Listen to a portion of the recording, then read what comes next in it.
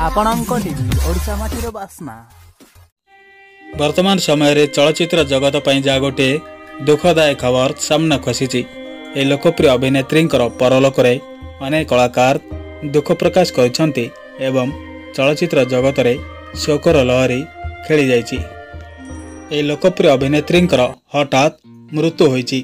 तेबे एबे पर्यंत ए अभिनेत्री मृत्युर कारण जना पड़ना।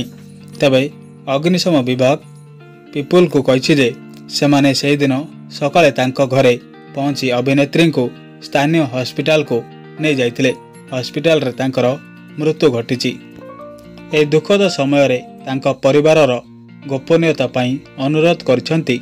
सेमाने कहिसंती वर्तमान अभिनेत्री मृत्यु किपरि होइतिला ताहा अजणा, किंतु तांकर जने बंधु कहिसंती जे किछि समय पई स्वास्थ्य अवस्था हठात खराब होइतिला।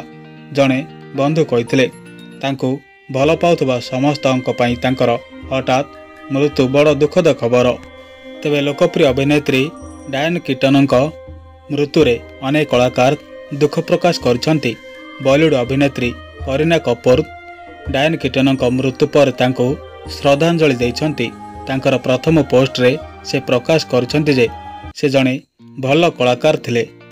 अनेक कलाकार तांको फोटो रे लिखिचंती तांको केबे भूली परिबे नहीं। डायन कीटन हॉलीवुड को अनेक हिट मूवी भेटी दैछंती।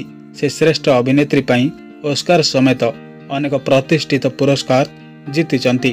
तांकर सर्वाधिक लोकप्रियता द गॉडफादर ट्रिलोजी चलचित्ररू आसीथिला। प्रख्यात हॉलीवुड अभिनेत्री डायन कीटनक परलोक होइछि। अभिनेत्री 79 वर्ष बयस रे मृत्यु होइछि।